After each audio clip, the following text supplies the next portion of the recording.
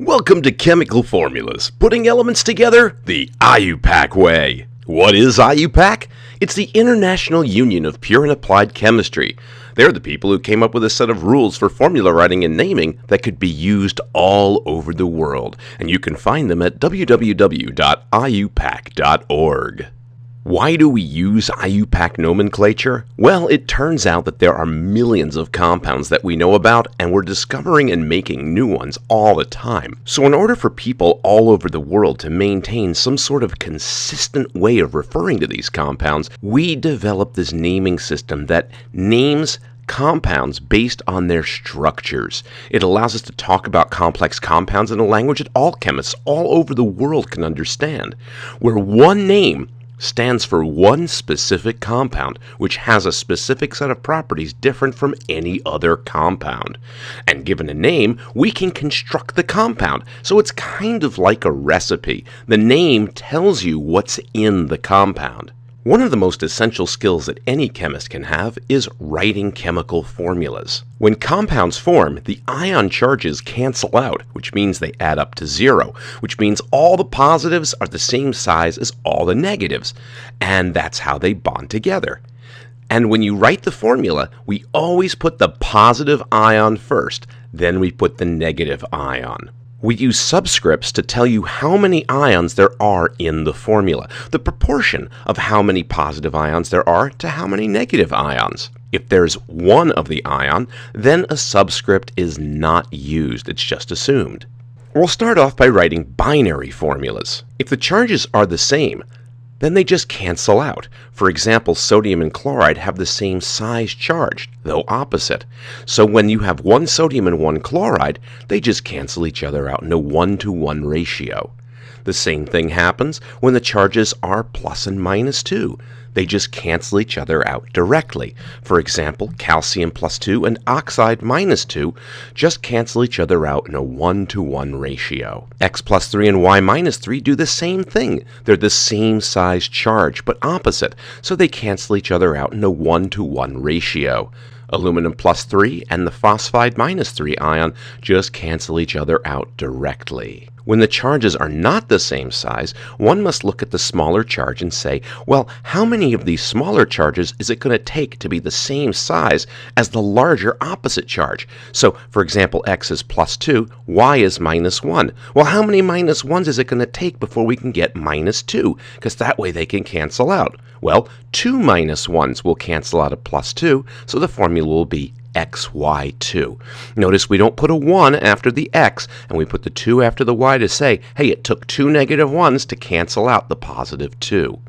So in the case of iron 2 and bromide, the bromide has a minus 1 charge, so it's going to require 2 bromides to cancel the plus 2 iron out. Same thing happens when the charges are plus 3 and minus 1, except in this case, it's going to take 3 of the negative 1 ion charges to cancel out the plus 3 charge. In nickel 3 and fluoride, we end up with NiF3 as our final formula. When X is plus 1 and Y is minus 2, it's exactly the same thing but in reverse. Here when Y was minus 1, we needed 2 of them. Well, now X is plus 1, so we need 2 of them to cancel out the minus 2. So when we have silver plus 1 and sulfide minus 2, we get silver with a 2 down here to cancel out the minus 2 sulfide charge. In X plus 1 and Y minus 3, exactly the same thing happens. What goes down here? Yeah, a 3. So in potassium nitride, K plus 1 requires 3 potassiums to cancel out that negative 3 charge. Now, the charges are a little different here, so we're going to fall back on an old technique that you learned when you learned how to add fractions together. If you want to add a third and a half, the first thing you need to do is find the lowest common denominator by multiplying the two numbers together. When you multiply the two numbers together, that tells you what the final total charge is going to be. That even works up here. When you multiply 2 times 1, you get 2. Well, that's already plus 2, so I need 2 of these to make it minus 2, and that's why we put this here. 3 times 1 is 3. This one is already 3, so to make this 3, we need 3 of them. So here we have 3 times 2 would be 6. So how do we make plus 6 out of plus 3? We're going to need 2 of these. And how many y's are we going to need to make minus 6? Well, 3 times minus 2 would be minus 6. So x2, y3. 2 times 3 is 6. 3 times 2 is 6. And so, for example, with scandium oxide, 3 times 2 is 6. We're going to need 2 scandiums to make plus 6 and 3 oxides to make minus 6. And there's our formula. It's exactly the same when the charges are reversed, except now 2 times 3 is 6. We need 3 of these to make plus 6 and 2 of these to make minus 6. So for magnesium nitride, same thing. 2 times 3 is 6, so we need 3 magnesiums to make plus 6 and 2 nitrides to make minus 6. There's our final formula.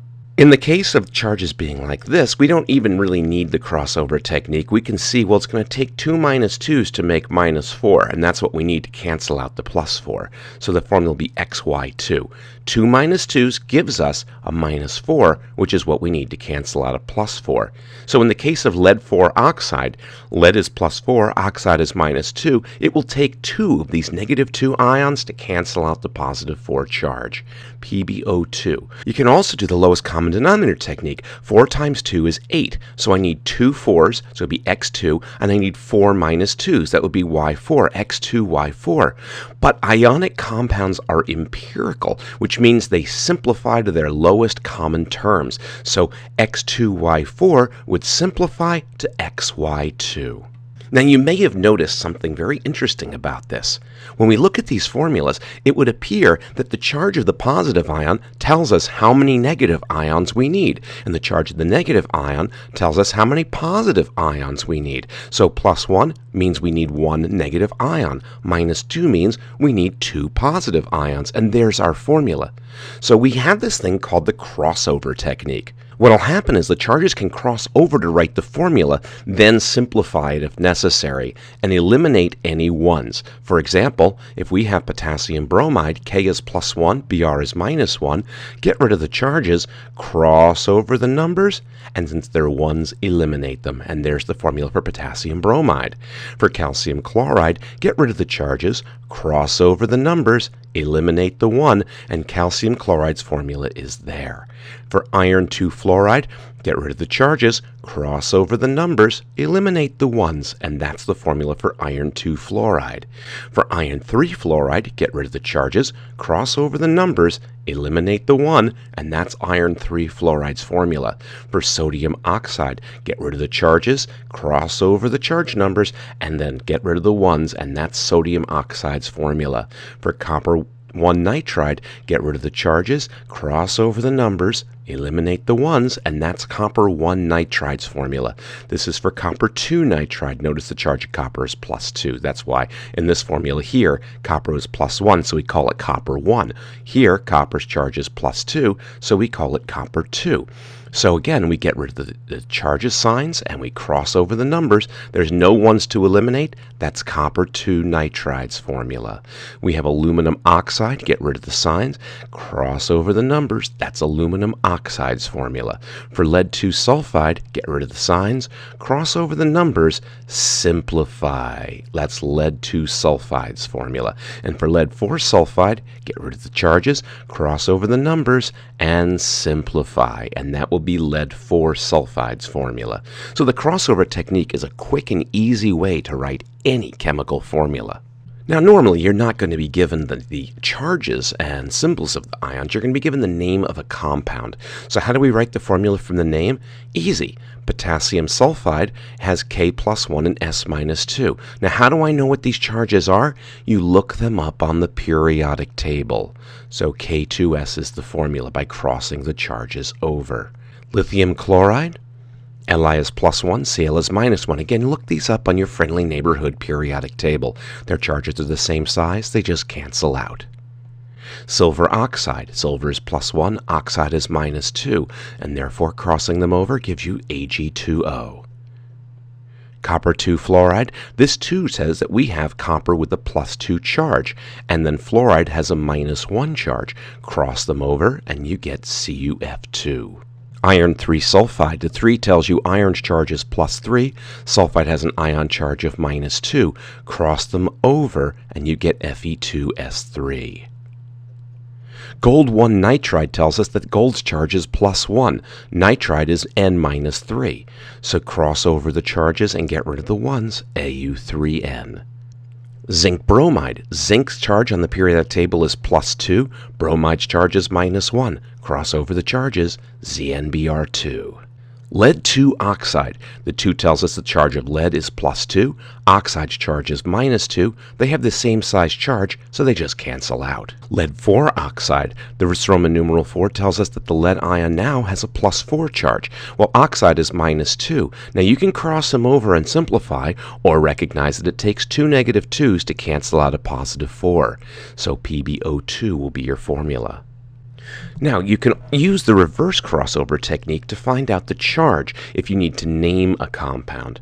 So, it'll be used to determine the charge of each ion, reverse the process, and then use the periodic table to undo any simplifications. Used to determine the Roman numerals for the names.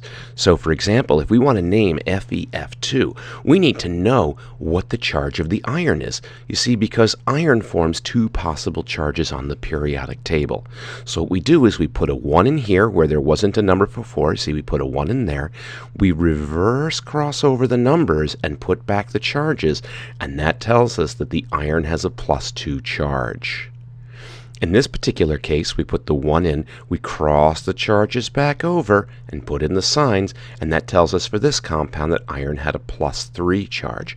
So this would have been iron 2 fluoride. This is iron 3 fluoride. For copper 3 nitride, copper has 2 charges listed on the periodic table. So which one is it?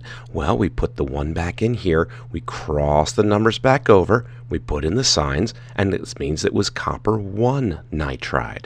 In this case, again, copper has 2 different charges on the periodic table, so we cross the charges back over, putting in the signs. This tells us that the formula was copper 2 nitride. For lead and sulfide, lead has 2 charges listed, 2 and 4, so we put in, well, sulfide has a -2 charge, according to the periodic table, and since they cancel each other out 1 to 1, that means that lead has to be +2 to cancel it out, so this would be lead 2 sulfide.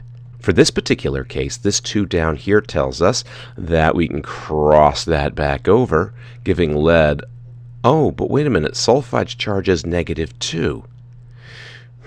Well, originally there were 2 sulfides, and if their charge of a sulfide is -2, 2 times -2 is -4. I guess that means lead had to be +4 to cancel it out.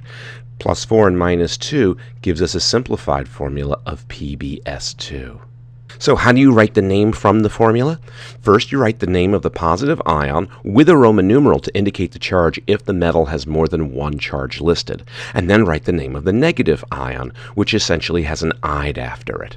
So NaF, Na, according to the periodic table, only has 1 ion charge, so it doesn't require a Roman numeral in the name, so the name would be sodium fluoride. For ZnBr2, Zn is called zinc, Br is bromide.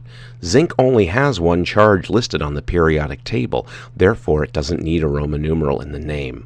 Fe2O3, Fe is called iron, O is called oxide, but iron has 2 different charges. Which one is going to put a 3 down here? Remember your crossover technique. Which charge puts a 3 down here? +3, iron 3 oxide. For this next one, Fe and O, again it's iron oxide, but O's charge is -2. So what cancels out a -2? A +2. So the name is iron 2 oxide. AgCl, silver, doesn't require the use of a Roman numeral because only 1 charge is listed, so silver chloride is the name. CuCl2, copper has 2 charges listed. Which one's going to put the 2 down here? +2, copper 2 chloride. CuCl, again, chloride is -1. What's going to give you this formula? The +1 charge, copper 1 chloride. Ki, K is potassium. Only 1 charge listed, it won't need a Roman numeral, so potassium iodide is the name of that compound.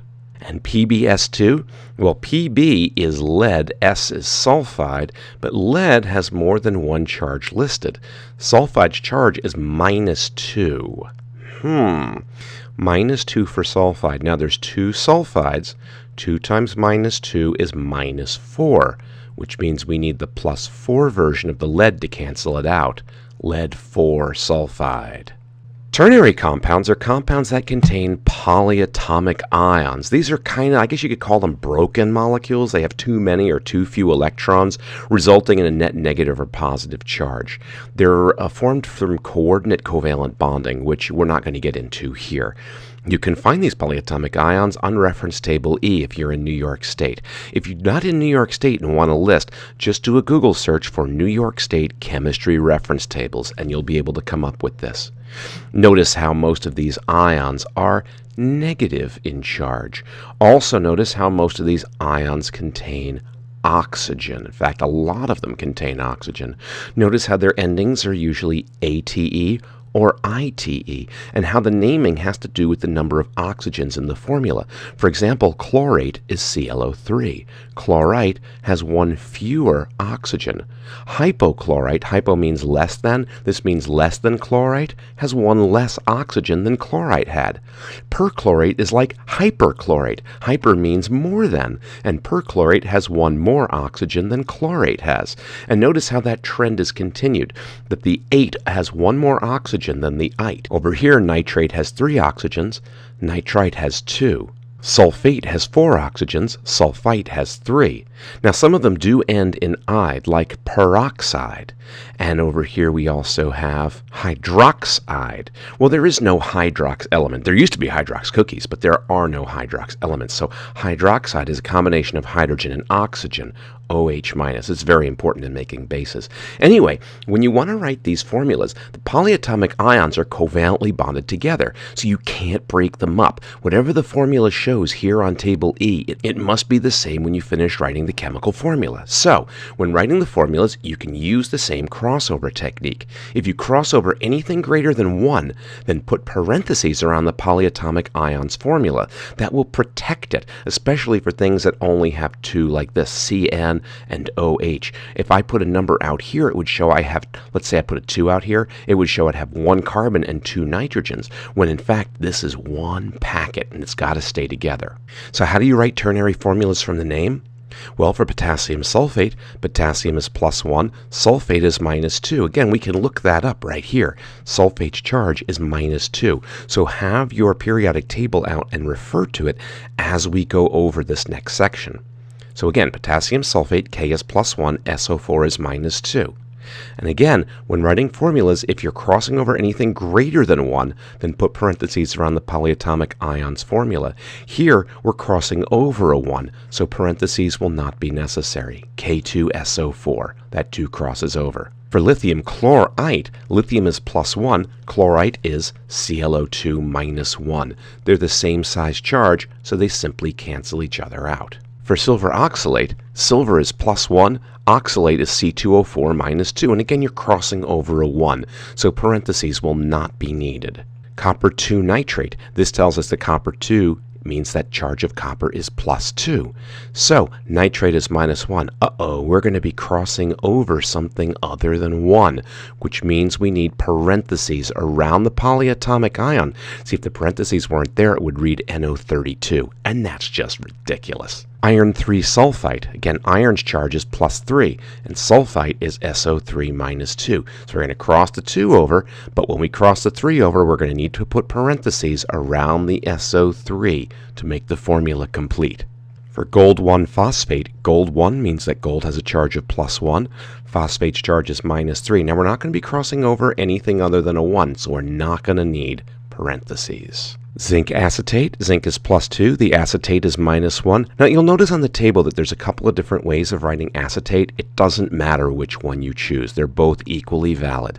But we're going to be crossing over a 2, so we're going to need to put parentheses around our polyatomic ion to protect it from that number. Lead 2 carbonate, lead is +2, carbonate's -2, same size charge, they just cancel out. Lead 4 carbonate, the lead is +4, the carbonate's -2. Now it's going to take 2 carbonates to cancel out the lead, so we're going to need to put parentheses around the carbonate. How do we write the ternary name from the formula? Just the same way that we did before. Write the name of the positive ion with a Roman numeral if you need it, and then write the name of the negative ion by looking it up on reference table E. So NaNO3, Na only has 1 charge, so we don't need a Roman numeral. NO3 is called nitrate, sodium nitrate. ZnClO4 Zn is zinc, only has one charge, no Roman numeral. ClO4 is called perchlorate.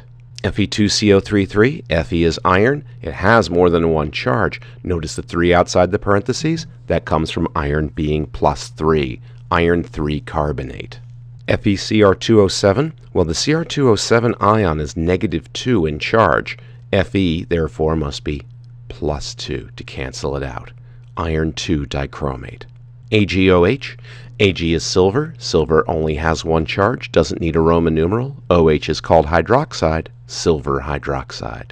CuClO2, Cu is copper. Copper has more than one charge. So what puts the 2 down here?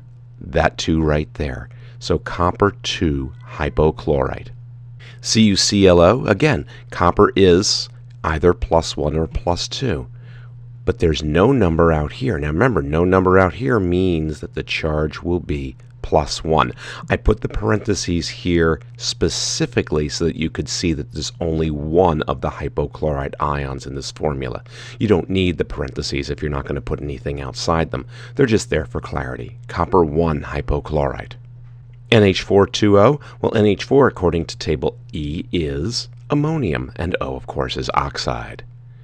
PbSO4,2, well, lead has a +2 or 4 charge, but sulfate's charge is -2. 2 times -2 is -4, so it must be lead 4 sulfate. And that's how to write the formulas and names for ionic compounds.